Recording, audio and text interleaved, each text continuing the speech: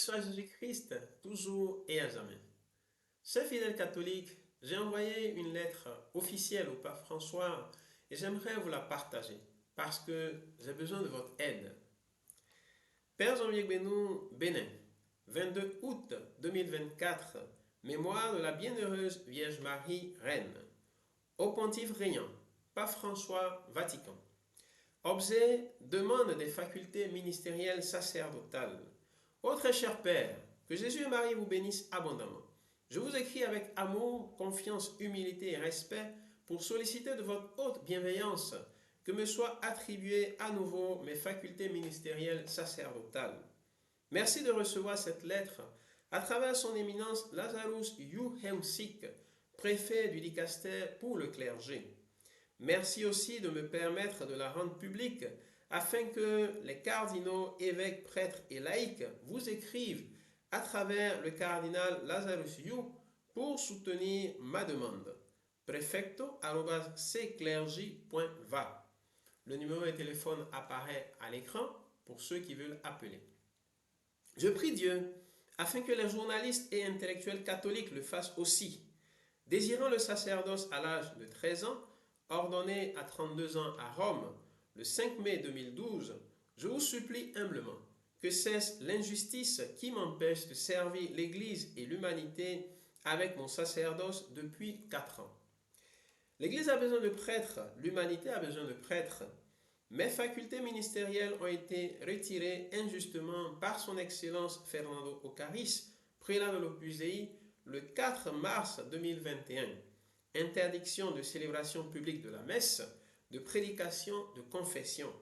Et le 1er février 2022, interdiction de célébration privée de la messe, parce que j'ai, selon le décret émis par le vicaire régional de l'Opus Dei en Côte d'Ivoire, j'ai publié des textes et commentaires critiquant le pontife romain. Ô cher Père, pourquoi cette décision est-elle injuste? Premier motif. Avant la date du 4 mars 2021, j'ai toujours demandé aux fidèles catholiques de prier pour vous, puisque vous-même nous y encouragez habituellement et je n'ai jamais utilisé la messe, ni la prédication, ni les confessions pour vous critiquer négativement. Tous ceux qui m'ont écouté et fréquenté dans mon travail pastoral à Yamoussoukro, Côte d'Ivoire, peuvent témoigner et vous confirmer que je ne mens pas. Second motif, la critique n'est pas un délit canonique. Aucun canon du code de droit canonique n'interdit de critiquer le pontife romain. D'ailleurs, vous l'avez dit vous-même aux évêques italiens le 21 mai 2018. Non è peccato criticare il Papa, si può fare. Ce n'est pas un péché de critiquer le pape, on peut le faire. Cela signifie que vous avez donné aux chrétiens le droit de vous critiquer lorsqu'il s'agit du bien de l'Église et des âmes. Tous les journalistes et intellectuels catholiques le font régulièrement, sans recevoir aucune sanction. Pendant longtemps, plusieurs prêtres ont critiqué négativement les papes Saint Jean-Paul II et Benoît XVI sur l'enseignement moral traditionnel de l'Église concernant la sexualité. Par exemple, Thomas Rees, SJ, jésuite, James Martin, SJ, jésuite aussi, etc. Ont-ils été privés de leur faculté ministérielle? Non. Oh cher Père, selon le dictionnaire, une critique peut parler des aspects positifs ou négatifs d'une chose, d'un individu ou d'une situation. Pour les aspects négatifs, il existe l'obligation morale d'éviter la calomnie, diffamer en affirmant le faux, et la médisance, parler d'un vrai défaut publiquement et sans justice ni charité. Pour que la critique publique soit moralement acceptable, il faut donc se demander si elle est vraie et nécessaire. Personnellement, je ne vous ai pas calomnié ni médit, car le contenu de ma critique publique est vrai. Et cette critique est nécessaire à cause de la justice et de la charité envers vous et les chrétiens du monde entier, 2,4 milliards. Dans mes interventions publiques, je parle aussi bien des aspects positifs que des aspects négatifs de votre pontificat, afin que tous les chrétiens soient bien informés sur vos erreurs qui, avec l'aide remarquable du cardinal Victor Manuel Fernandez, attaquent le mariage, la famille, les sacrements et l'unité de l'Église. Écuménisme. Amoris Laetitia, 2016, hystérectomie, 2018, déclaration d'Abu Dhabi, 2019, loi de cohabitation homosexuelle, 2020, 2021, 2023 et 2024.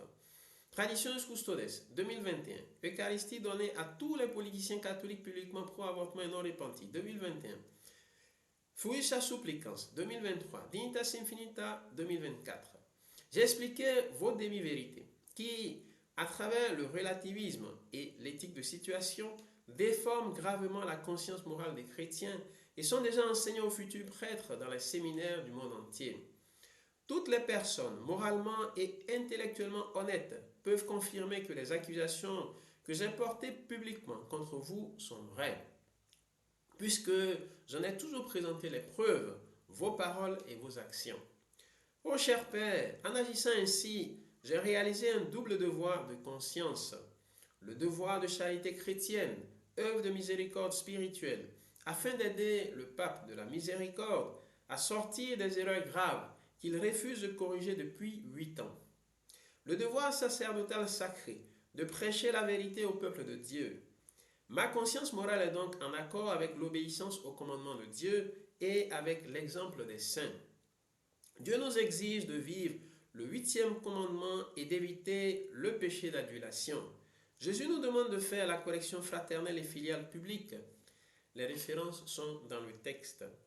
Ce conseil a été redonné par Dieu le Père à tous les chrétiens à travers Sainte Catherine de Sienne. À Antioche, pour une erreur beaucoup moins grave que vos nombreuses erreurs morales et doctrinales, Saint Paul a fait une correction filiale publique, critique publique, à Saint-Pierre et en a informé tous les chrétiens de toutes les époques à travers sa lettre aux Galates.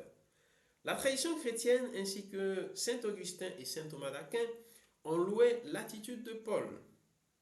Saint Maximilien Marie Kolbe a dit que l'obéissance nous manifeste sûrement la volonté divine, mais la seule exception qui soit au devoir d'obéir, c'est le cas où le supérieur ordonnerait quelque chose qui entraînerait manifestement, même sur un point minime, une violation de la loi divine.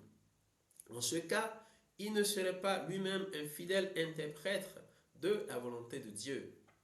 Comme l'ont montré de nombreux professeurs d'université et experts en histoire, théologie, morale et droit canonique, vous n'êtes pas un fidèle interprète de la volonté divine, puisque vous emmenez les chrétiens à agir immoralement contre cette volonté. L'obéissance au supérieur a une limite, le péché. La référence concernant ces professeurs se trouve dans le texte. Ô cher Père, en finissant cette lettre, souvenons-nous qu'aveuglés par l'orgueil, les vieux scribes, pharisiens et chefs juifs, 60, 70, 81, étaient obstinés dans leurs erreurs. Blessés par les critiques publiques du jeune Jésus, 33 ans, ils l'ont considéré impoli, insolent et arrogant. Pourtant, ils se trompaient car Jésus les aimait profondément et n'a été motivé que par l'amour de leur salut éternel dans tout ce qu'il a dit et fait, même lorsqu'il s'est fâché au temple ou a utilisé des expressions fortes telles que tombeau blanchi ou serpent, race de vipère. Grâce à leur humilité, Saint Nicodème et Saint Joseph d'Arimathie l'ont compris et ont aimé Jésus. Saint Jean-Baptiste aussi a critiqué publiquement les pharisiens, les sadducéens et Hérode. Aujourd'hui, vous avez le choix. Allez-vous suivre le chemin de Saint Nicodème et Saint Joseph d'Arimathie en corrigeant les demi-vérités de votre magistère et en annulant les sanctions injustes dont sont victimes les prêtres et évêques qui défendent la vérité de l'enseignement traditionnel de l'Église? Allez-vous suivre le chemin d'Hérode et des chefs juifs, Anne et Caïphe, qui n'ont pas accepté la vérité prêchée par Jésus et Jean-Baptiste? Votre réponse est lourde de conséquences, car le premier chemin mène au ciel, tandis que le second mène en enfer. Notre-Dame d'Anguera a dit: Chers enfants, mon Jésus vous aime, mais il est le juste juge. Ceux qui sèment les demi-vérités, entraînant un aveuglement spirituel chez beaucoup de mes pauvres enfants, n'entreront pas dans son sanctuaire éternel. Aimez et défendez la vérité, accueillez l'évangile de mon Jésus et écouter les enseignements du vrai magistère de son Église. C'était le 14 décembre 2021.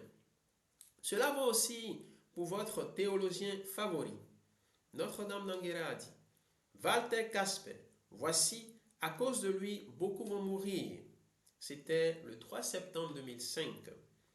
Unis à de nombreux chrétiens du monde entier, je prie pour vous avec foi, espérance et charité. Tant qu'il y a la vie, l'humilité est toujours possible.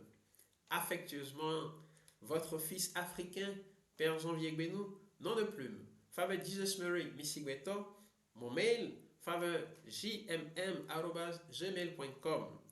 Présent avec le nom Father Jesus Mary sur Facebook, YouTube, Twitter, Truth, Threads, Instagram, TikTok et SoundCloud.